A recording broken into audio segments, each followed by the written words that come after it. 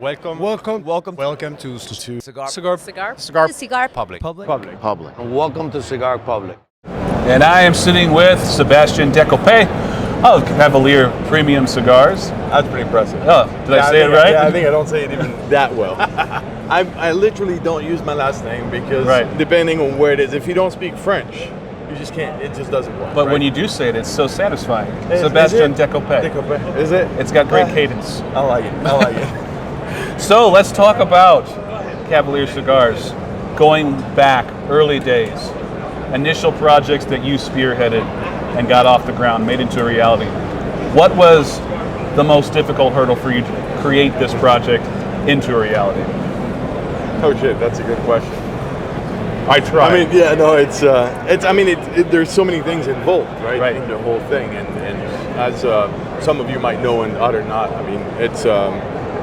My family doesn't come from tobacco or anything, right? So, first real hurdle to overcome is figure out a way in. Getting your foot in the door, yeah. Figure out a way in, and without even realizing it, right? Because you don't have the understanding, or I didn't have the understanding or knowledge or anything about the industry. I just had an interest for the industry. So I think that was a pretty big challenge. Find a way in and find your kind of spot in something that has been here for the longest. There is how many, amazing cigar companies out there. Can't start mentioning them. They're listed. It's a never-ending list. Great people.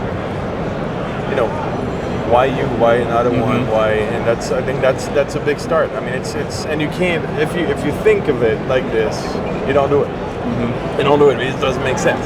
So you kind of have to forget about all this and kind of go over it and say, "Fuck it, that's what I'm doing." Basically, and just go. So your first blend that you created. Yeah. What was the name of it? Where was it made? So the first blend is a white series. It's actually, interestingly speaking, still our most popular line out of all the brands we have in all the lines. It's still the first one we created is still the one that leads the pack. It's pretty interesting. White series, it's a white band, white boxes, gold diamond. It was originally, so I blended the cigar originally with a fantastic person called Aline Perez, which is probably one of the people that taught me the most in this industry. Part of the extensive family of the placentas, right? Say extensive because obviously it covers a lot of ground, but fantastic person. And he actually now he moved on into the industry, into other positions and other things. But he used to have a factory in Honduras that those cigars were produced at, so it was in that same sphere, made in Honduras. So yeah, Excellent. So looking at some of the aesthetics that you chose, you've got sort of an equestrian theme on your bands. You like to use the gold leaf on the wrapper leaf. What was the inspiration behind that? So I never ride horses. I don't ride horses. I try. Don't get me wrong. I try. I like it. Next day hurts a bit, but I really like it. But interestingly, I don't have any link to horses either. The one reason it really became Cavalier, and Cavalier in French means sportsman. The logo, the original logo was a horse and a man, right? A horse leading a man leading a horse. And the reality is, the name came from the logo. The logo I did not invent. It starts sounding really fucking weird, right? Basically, what happened is I had that friend in Honduras that I met when I first moved there. That person was the first real person I spent a lot of time out of the cigar industry in Honduras when I first moved there about 8-9 years ago now.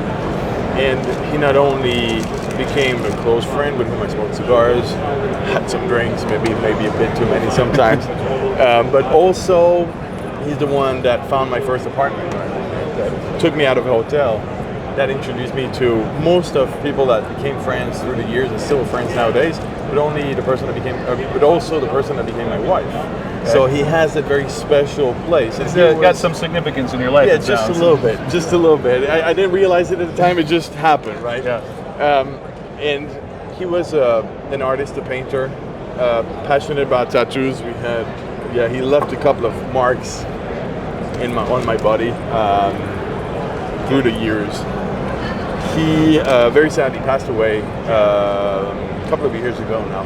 before I actually started with the brand. But he, by his art, actually brought me to this design that he had of the horse and the man. And I said, I couldn't find a name for the brand, I couldn't find a name for the project or anything. It was really difficult. I even already had the first blend. I did not have anything about the company or the brand. And he showed me that, and I was like, this is it. That's representing what cigars represented to me at the time, something elegant, something a bit more timeless, unrelated to actually the plant, etc., etc. More of that old approach, old world cigar, if you want. And I asked him if I could buy it from him. I still have pictures, actually. There is still the original drawing, Honduran style, right? 2 papers stick together with tape. It's at the office of his past apprentice. It's still there. It's still there with it looks nasty.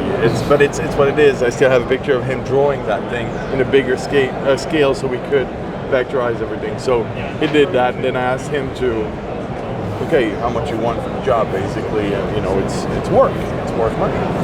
And he said, at the time, he said, well, you're doing this, it's for your brand, right? It's for the cigars. You're going to go all over the world. I say, yeah, not too fast, right? I hope so. I really hope so. I've done it, but one step at a time.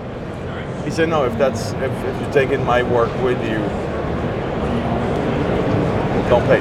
It's free. Excellent. And I was like, no, it's not happening. So we went back and forth like this, and I didn't take it. I left to Switzerland, still didn't have a name, still didn't have a logo, still had a blend, and trying to figure out what I was going to do, couldn't find a solution. And one morning I woke up to sad messages where he had passed away. His name was David Rojas.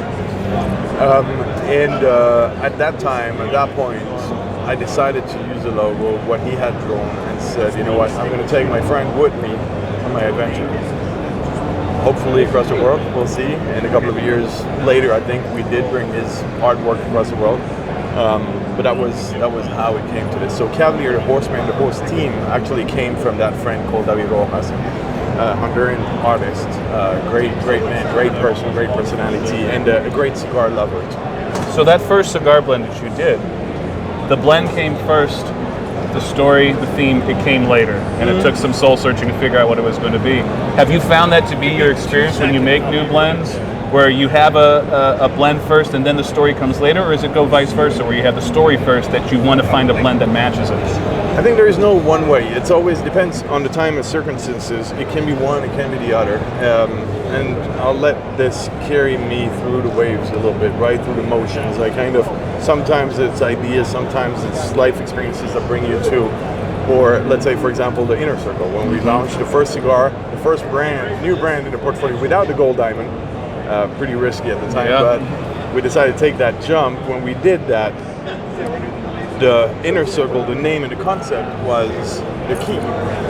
It was us looking back to where we came from to where we were at, going from not knowing what the hell we were doing, trying to survive, to a point where we suddenly had 80 to 100 people working full time, a factory, warehouse now, etc., etc. So when we saw this, when we looked back, Inner Circle immediately made sense, came to mind, because it had to envelop, allow us not to forget where we came from, if you want, and a little bit make us be grateful, not forget and be grateful about what people allowed us to do, the whole way. So it depends. The white was first the blend, the Inner Circle was first the story, first the reason, right? The purpose, right? It served. So it really depends. It's always a mix, and if you force one or the other, you probably lose the authenticity of the final product. It sounds like you kind of treat your craft as more of a journey of discovery then. Yeah, I think what I like to say, and I think it relates a little bit, I think what we're doing is, in general in this industry, is, don't get me wrong, it's not cocky or anything, but I think it's art more than a product. Mm-hmm. Meaning we express every one of us in different ways, in different brands, we all have our own personalities and everything, but we express our visions of things under what I like to say an art form. It's different things coming together that we have to be creative about to express a final message. Yes. So in a way, yes. A little bit like an art form. So, in your own mind, your own estimation, what is it that Cavalier brings to the cigar world better than anybody else? This is a crowded industry. There's a lot of players. What do you think sets yourself apart? It's a very difficult question because I think, I have a lot of respect, and I'm not here to disrespect anybody else because we all have our ways, right? What I think makes us who we are is that we had to find a way to become something, right? We had no legitimacy in this industry. We had no reason to be here, and we have no reason to be here today. The reason we are here is that people accepted us, at least to a certain extent, that allowed us to every time take the next step. So I think that situation forcing us to think out of the box, to create the Gold Diamond brand, right? That whether people like it or not, they'll recognize it. Yes. And that's the final key of this, is they'll recognize it. Yes. Now, we have today the luxury to do things a bit differently. But I think that was what made us able to go through. We had to find a way.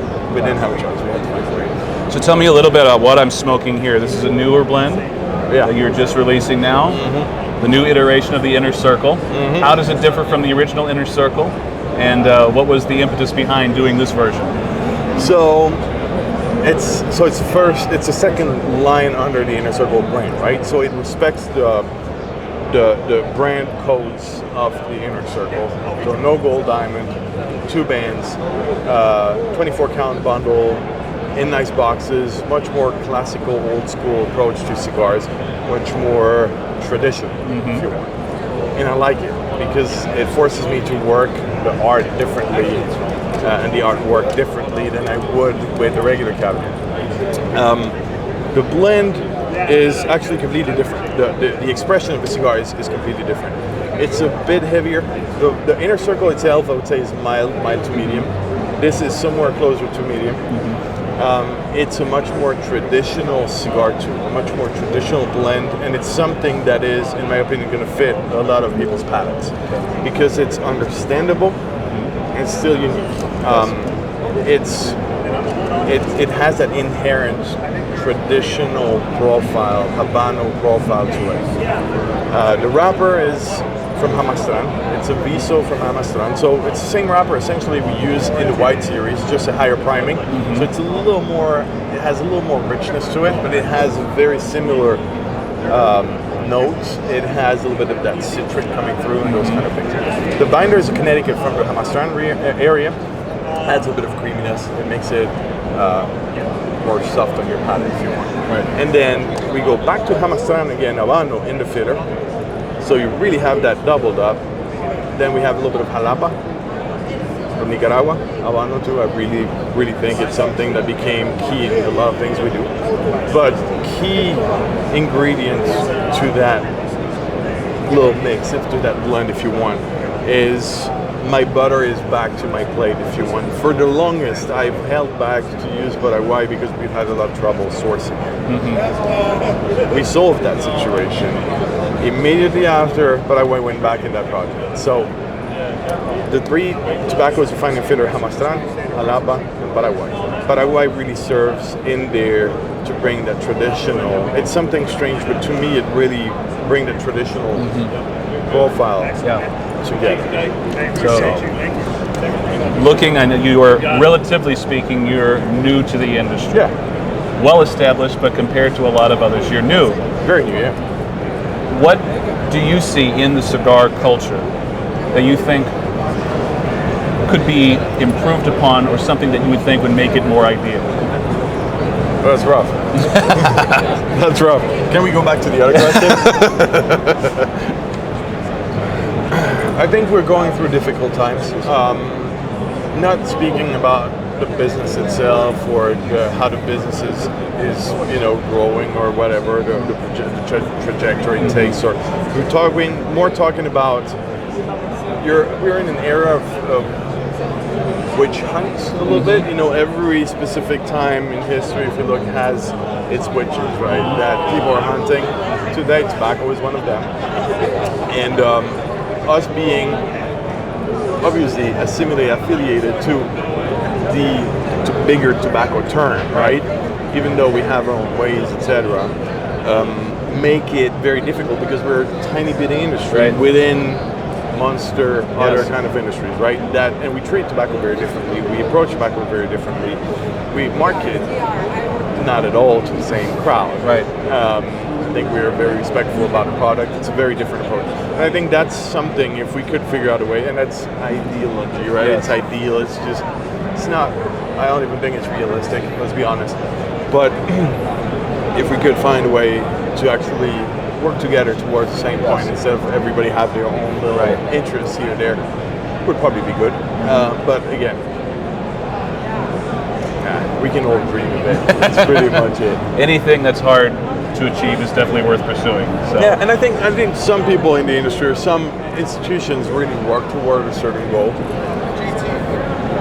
It's just really hard to be sure that we're all pushing the right direction. And again, no stones thrown to anybody. It's just the way things are in life. Everybody, everywhere works that way. It's just, obviously, I think we would gain all together if we would respect each other already. I think in the industry there's a lot of common acceptance and respect, and whether we know each other or not, it's pretty okay. But we could push that maybe a little further and kind of try to work together a bit better. It's not easy. It's probably not realistic. But I guess if we had a wish, or if I had a wish, that'd probably be close to it. Excellent. And looking at cigar media, do you consume any cigar media? Is there anything that you like to follow? Is there anything you would like to see improve in the cigar media world? See, it's not the part of the business I'm invested in, right? Right. So, my opinion on it is probably irrelevant, anyways. I consume cigar media. I've consumed cigar media before I was in the cigar industry professionally. My way of consumption might have changed a little bit. I think it's more of a healthy, stay up to date, see what is happening, and et cetera, and just being part of everything that happens everywhere. Change, I don't know. I think everybody brings their own sauce. You guys brought a new vision to things. Some other people did it in another way before, and before that the press, and in between web pages, blogs, and there is different approaches that bring a final package which is pretty decent. There's always improvement, space for improvement, but I think we're pretty lucky in this industry because we're limited in communication. So at the same time, the people that communicate are specialized in that specific realm. So we're actually fairly lucky in the industry in our difficulties, I would say. Yeah. Excellent. Sebastien, good stuff. Thank you for taking the time. I appreciate you guys. Thank you for everybody to stop in and watch this. Thank you, Cigar Public. For sure.